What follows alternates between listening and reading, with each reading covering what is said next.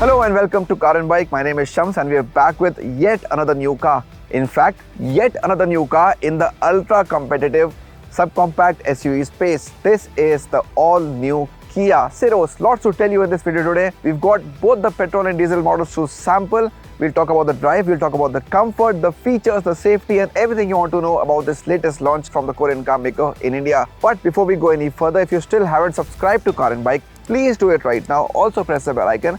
If you like this video, if you like the Syros, do share it with everyone you know. Now, even before the Syros hits the roads, this car has really got the opinion divided with its design. Some people are loving it, some maybe not so much.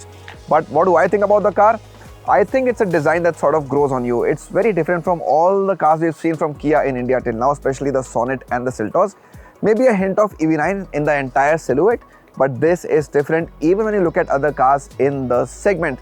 So what do I like? I like the way the headlamps have been placed, and of course the star map DRLs look really nice with the ice cubed headlamps. Also, the tiger nose grille is a familiar thing on Kia cars, and nice bit of cladding as well on the lower part of the bumper. Come towards the rear. Now this is where I think I'm not a big fan of the Syros. So compared to the front, this is not very likable. I mean, you can live with it, but in terms of attractiveness, maybe could have been better. A flat door here. The tail lamps sort of slightly oddly placed, but I like the position of the star map lights here. Big spoiler too. So this car looks more like an MPV from the rear or rear 3/4, but from the front or even from the profile, it's something that appeals to you.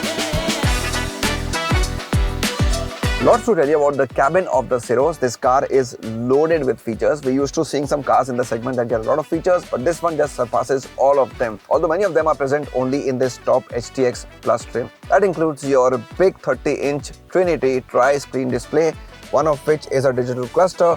Next is a touchscreen infotainment system, and you have a smaller 5-inch screen for climate controls as well. That's a good addition to the car. You also get 64-color ambient lighting along with a 8-speaker Harman Kardon sound system, as well as a wireless charger and an air purifier. But we're still not done, because the seats are something that are really going to impress you. The driver's seat is electric, and both the front seats are ventilated as well, and they look sporty as well, which adds to the entire premium quotient of the SUV. The good thing is that even on the base variant, you get a 12.3-inch touchscreen infotainment system along with wireless Android Auto and Apple CarPlay, as well as a rear parking camera, and that I'm really impressed with. The quality of plastics is a bit of a question mark. It could have been maybe slightly better, but what I like is the quirky design inside as well, which complements the exterior really well. So yes, you like the space, but you also like the layout and especially ergonomics, lot of storage options, lot of physical buttons as well, something I like in all cars. And of course, in terms of premiumness, you also get a huge panoramic sunroof.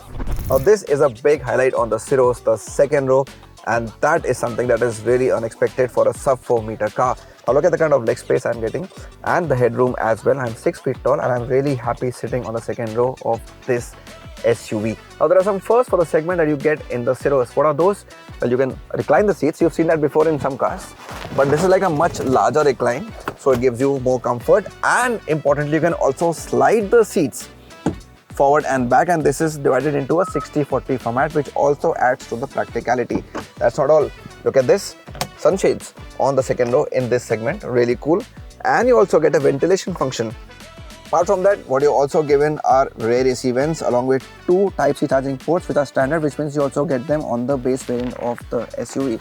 3-point seat belts for all the passengers, but the middle passenger misses out on an adjustable headrest. The transmission tunnel is almost flat, so the middle person will not have too much discomfort in sitting on the back row. So overall, a great second row, something that is really going to impress you. The Syros also is promising the biggest boot in the segment, provided of course the second row seats are straightened, the backrests, and they're also pushed a bit forward. So it starts at 390 liters that can go up to an impressive 465 liters. That brings it amongst the best in the segment, which means you can store a lot of luggage even in this subcompact SUV.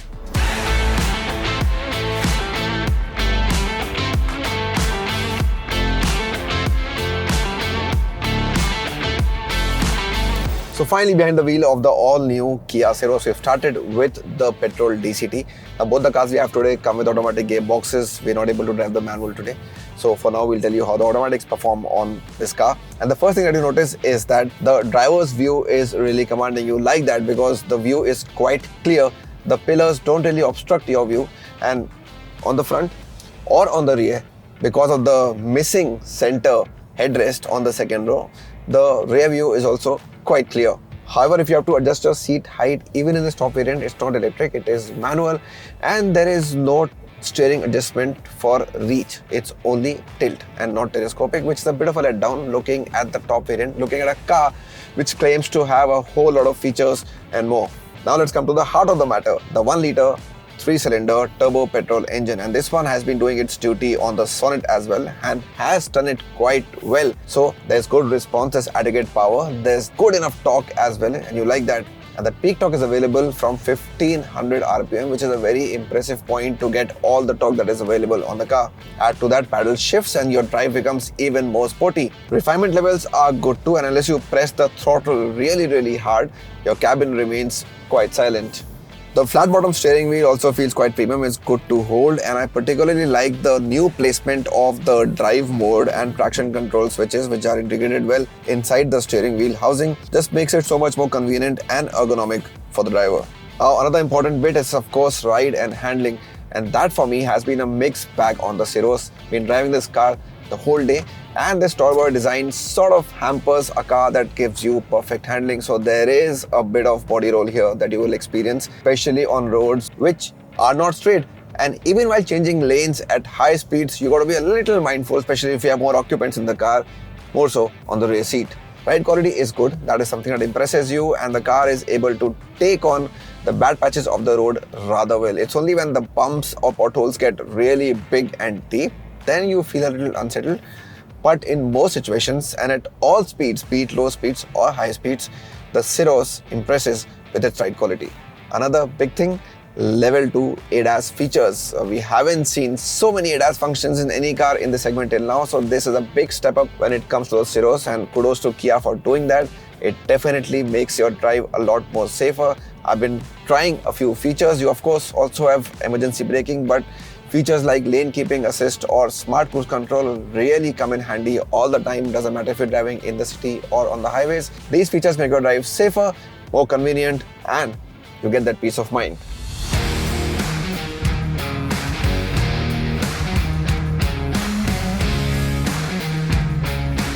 Alright, time for the diesel now, and sort of a rare occurrence in the segment because not a lot of cars now come with diesel engine options, but cars from Hyundai and Kia continue to believe in that, as also cars from Tata and Mahindra. So just like the Sonet, even the Syros gets the 1.5 litre diesel engine, and you have the options to choose between manual and automatic. There's no IMT here. Recently Kia also removed the IMT from the Sonet, so you only choose between diesel automatic or diesel manual. Couple of things to note here. Of course, you get a higher torque figure, and the peak torque is available at the same point as it is on the petrol, which means you get a slightly better push initially. The acceleration is quicker and you like that as a driver, and the torque converter does its job well, so there's no real lag between the gear shifts and you like that. And it's not just DCT, even the diesel automatic you get paddle shifts, which will add to the drive feel and drive experience. However, what Kia needs to work on, especially on this diesel, are NVH levels, because a lot of noise of the engine comes inside the cabin. Little hard push on the accelerator and you hear the engine in full blast, which is not something you or maybe your family members will like while going for a drive in the Syros. Steering here, probably a bit on the heavier side and maybe more suited to highway driving, where the need to change lanes is not there all the time. Of course, fuel efficiency is the key, especially on this diesel, and you get a slightly higher figure when compared to the DCT and of course the petrol manual variants. So if you go in for the automatic here, you're getting around 17 kilometers to a litre, but on the manual the claim figure crosses 20 kmph, which is something you want when you're looking for an economical car. Now there are three things I absolutely love about the new Kia Syros. First is the way it drives. The drivability is really nice. It's a comfortable drive and it's an economical drive as well, especially on the diesel. Next is practicality. Now this cabin is really practical. Doesn't matter where you are, front row, second row, or even the boot, there's a lot of space for you on offer. Can't say that about many cars in the segment. And finally, the long list of features. There are so many of them that you expect in this segment, but many which you don't, which still are being provided in the Syros. So this car comes across as a great all-rounder. The design, of course, is polarizing. You may or may not like it, but if you look at practicality, that is a point that you can sort of discount. And of course, there are prices which we still don't know. And this segment being so competitive, that is something that really matters. What do you think about the new Kia Syros? Will you go in for a car like this in this subcompact SUV space, or will you have other options to look at? Let us know in the comments below. Thank you so much for watching Car and Bike.